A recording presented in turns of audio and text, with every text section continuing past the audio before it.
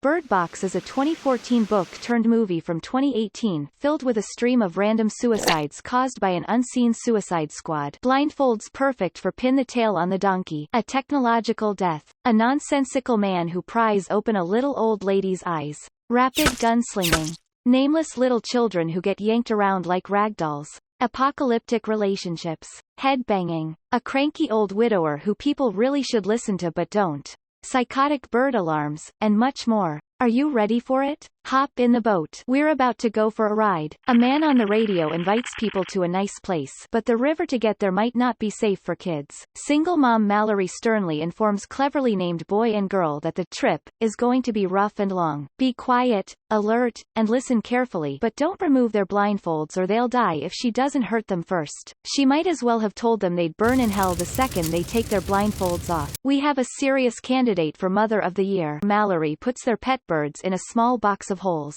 I'm a bird owner myself, but I can't imagine putting a noisy bird like mine into a box and expecting it to sit back, chill, and enjoy the wet, bumpy, cold ride in darkness. 3 of them leave the house blindfolded as Malorie leads the kids to the boat she had hidden. After she tosses the kids into the boat, they sit quietly while she rows. But as a person who's never rowed a boat a day in her life, I wouldn't know if I was going in the right direction or rowing in a large circle. Malorie had gotten knocked up by her former live-in sperm bank donor boyfriend, who clearly isn't in the picture anymore. Her sister Jess comes in with a bag of groceries for Malorie while she paints. It's clear that Malorie's pregnancy is high on her list of I don't give a Jess tries to get her somewhat educated on life outside of her bubble by having her watch the news talking about people going crazy and getting involved in mass suicides for no apparent reason in Romania, Europe, and Russia. Malorie seems only slightly bothered, but shrugs it off because it hasn't happened in the States yet, perfectly ignoring the growing dumpster fire waiting for her outside her home.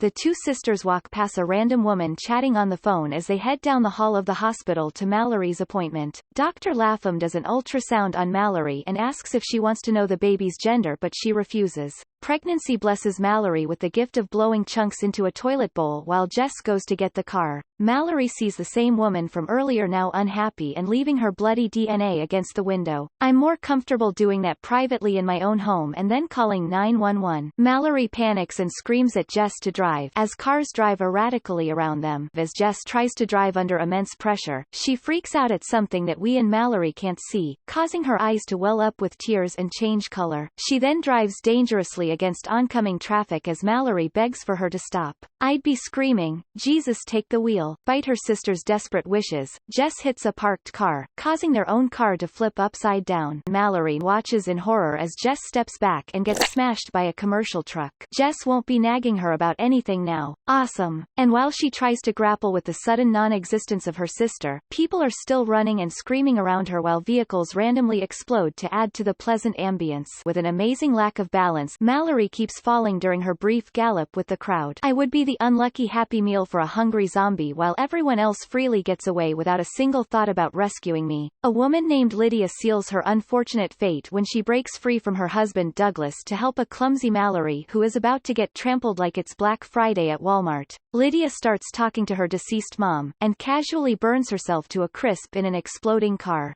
No big deal, she'll be fine. Then a man by the name of Tom helps a shocked Malorie get up as he and a petite woman named Lucy fresh out of the police academy bang on the door of a house until a guy named Greg lets them in at the utter dismay of sudden widower Douglas who witnessed his wife Lydia barbecue herself in a burning car. He's just a teeny bit bitter toward Malorie because if she wasn't a clumsy pregnant woman, Lydia might still be alive. Several others are in the house watching the news on TV unfold as they try to reach loved ones, but dead people don't answer their phones now, do they? Malorie tries in vain to get a hold of her mom, but there's no answer. It's probably safe to say she has no family left and has to make her own. Good thing she got a head start on that. A frantic group discussion concludes that if a person sees it, he has the Grim Reaper's blessing on how he chooses to die. To solve this issue temporarily, they decide to close and cover all the windows in the house house to protect themselves from the outside world. Store employee and wannabe writer Charlie says it's endgame for everyone and informs the group that he's planning on writing a book about the end of the world with the knowledge he gathered from the internet because we all know it's a goldmine of truth and facts. Nothing else.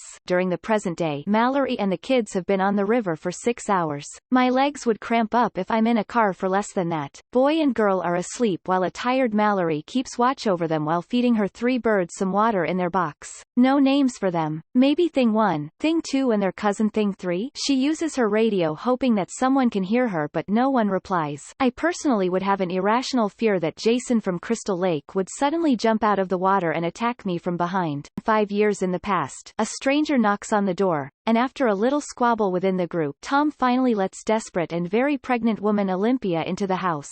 She also happens to have a similar due date as Malorie. Cranky old Douglas argues that they shouldn't let another person into the house, but in stark contrast, Tom offers Olympia a drink of water. He's a gentleman during apocalyptic times, husband material during times of normalcy. Panic starts to rise at the gravity of the situation they are in when Greg convinces the group that it's safe for him to watch the security monitor in his home office because he believes technology has the power to protect him from imminent and reckless death while looking at whatever is causing human death and destruction. Bless his foolish little soul. They tie him to his chair because they know better and then they go downstairs to wait for him to meet his maker. A loud crash upstairs signals the cavalry led by a valiant Prego Malorie to rush upstairs and find Greg thrashing about in his chair. He eventually kills himself by hitting his head against the corner of his desk. But I'm sure they had a feeling that was going to happen to him. Olympia decides to share Malorie's bed with her because she's lonely. It's clear Malorie wanted to be left alone, but didn't have the heart to tell Olympia that. I'd be like, girl, I better not wake up to you spooning me. Olympia asks Malorie if she thought about names for her baby, and of course she hasn't. Don't all moms want to call their children boy and girl?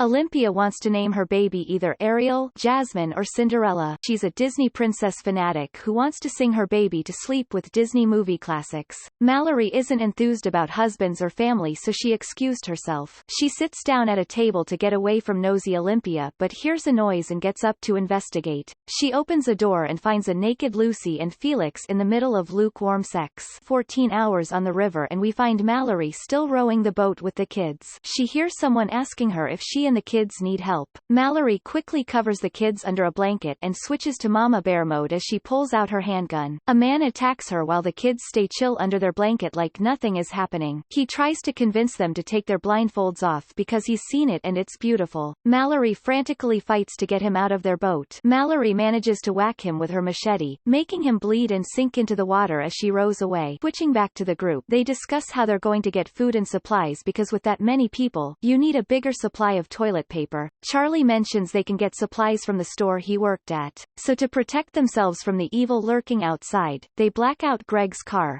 covering the windows with paint and newspaper and using the GPS to guide the car to the store. They bump into things and drive over dead bodies until they make it to their destination. Once inside, Tom covers the windows and tells the group to remove their blindfolds. After seeing the treasure trove of goods, they leisurely dump food and supplies into their carts. While Douglas gets himself into a drunken stupor on cheap alcohol, Malorie feels the need to rescue 3 caged birds. In the middle of Douglas's alcohol-infused speech, the group hears sounds coming from a walk-in freezer. A scared man, Charlie's coworker named Fishfinger, begs them to let him out. Ever the good Samaritan, Tom starts to open the door, and Malorie's birds go ape crazy. As Fishfinger ferociously attempts to get out of the freezer, Charlie puts on his superhero cape and rushes at him like an offensive football player, pushing the both of them into the freezer where he ultimately dies from protecting the group. So much for that book. They go back home in silence with food, supplies, 3 birds, but no Charlie. Tattoo-covered Felix is relieved to see his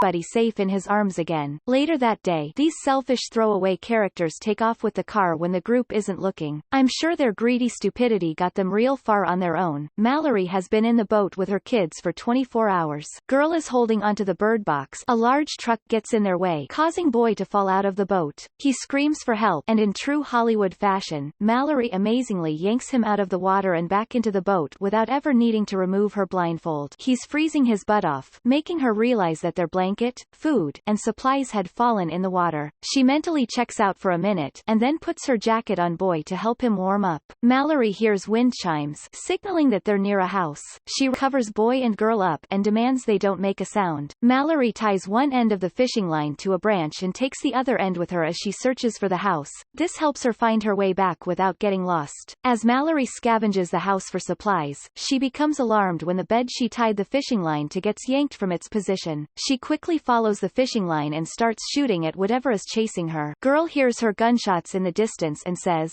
"Something is wrong with Malorie." Girl gets out of the boat and walks blindfolded into the forest as Malorie works her way back. As Girl reaches out with her hand, Malorie violently pulls her back by the rope that was attached to Girl's waist. We're back at the house from 5 years ago, when Olympia decides it's a great idea to pay it forward by letting a man named Gary into the house without talking to the group first. Because why not? The group let her in, right? He seems harmless at first as he weaves an elaborate story about where he and his friends were when everyone had gone crazy and how there were fearless people who didn't wear blindfolds. Seems sketchy to me, but everyone starts to relax again except Douglas, who always has his guard up, still suspicious of Gary. After feeling sorry for herself for what she did earlier, Olympia begs Malorie to take care of her baby if anything ever happens to her. Olympia sees herself as the weakest link and knows she isn't going to survive for long. Malorie reluctantly agrees and gives her a bag with a Hello Kitty doll inside, the same one we see Girl playing with in the next scene in the boat, an obvious sign that she's Olympia's daughter. Both Malorie and Olympia go into labor at the same time, but Malorie is in denial even when her water breaks in front of Douglas.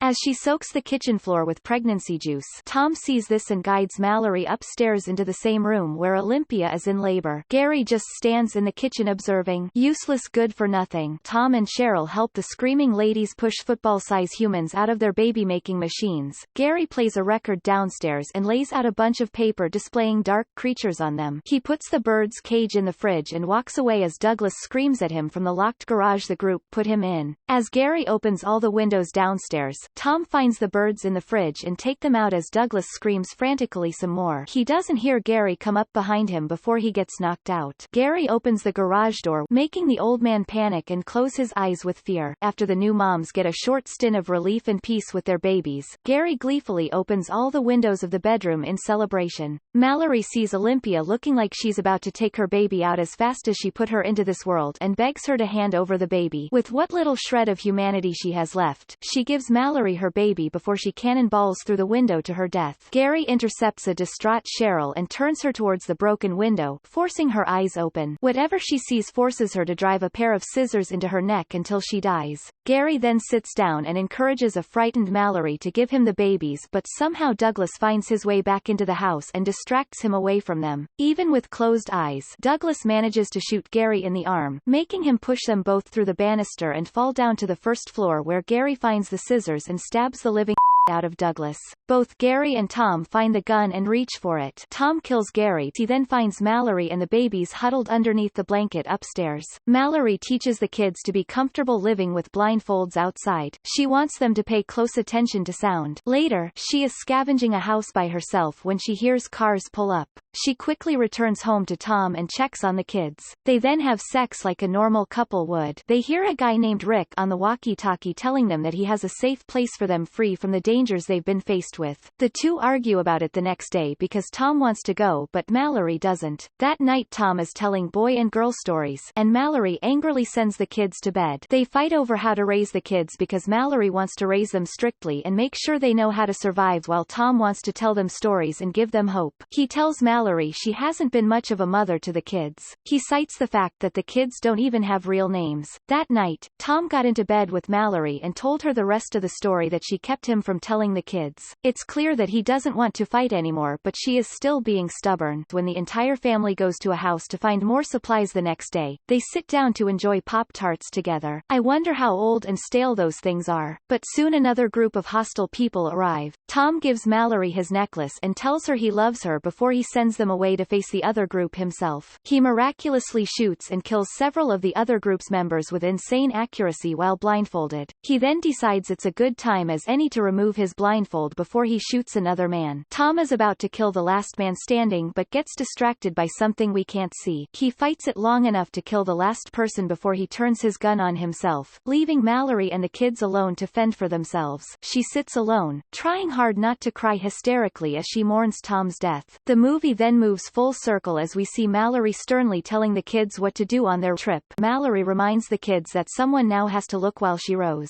First, boy volunteers and Malorie tells him that she will decide. This is an obvious sign for girl because she understands enough to know that Malorie doesn't want boy to do it, so she bravely volunteers, causing Malorie to think about how she's Olympia's daughter. She also remembers the unconditional love Tom had for her. Malorie then painfully decides that no one will look. She tries her best to prepare the kids for the dangers that lie ahead. As they ride the tumultuous rapids, the boat suddenly turns over and dumps them into the water. Malorie screams for boy and girl and hears him shout for her. Shortly thereafter, girl responds by ringing her bell, and Malorie encourages her to keep ringing it until she and boy can find her. Malorie and boy are finally reunited with girl still holding on to the bird box. Malorie checks on the birds and they're still chirping away like nothing happened. She senses they're being followed and hears Tom telling her to look at him, but she knows in her heart that he's dead. As they keep walking, Malorie trips and falls down a small hill as the kids call out to her and ring their bell. Boy hears a force that sounds like Malorie telling him to take his blindfold off, but the real Malorie freaks out and tells him to keep it on. Even though it looks like the kids are about to remove the blindfolds, we see Malorie getting mad and screaming, "Don't take my children." Malorie finds boy first. Boy tells her that girl is scared of her, and she apologizes to girl, not knowing how far apart they are. With the heartbreaking sadness of a mother who realizes the mistakes she has made, she tells girl that she shouldn't have stopped them from playing, and that Tom's story wasn't finished. Malorie continues on by finishing the story Tom was trying to tell girl. The little girl finally finds Malorie and they dissolve in a family embrace. The heartwarming family reunion gets interrupted by what sounds like Tom shouting Malorie's name again. They get chased by the unknown as they run blindly through the forest. Malorie desperately knocks on the door of a building, begging to at least let the kids inside, and the door opens. Women check the family's eyes before they call a man over. Rick then introduces himself and tells them to follow him. He allows them to take the blindfolds off, making Malorie realize that they are safe inside the Janet Tucker School for the Blind. She and the kids notice that many of the people there are blind but very happy. Malorie sees the birds and Rick says it's a warning system for the sighted people whenever the mysterious force is present. As she marvels at the place they're in, Dr. Lapham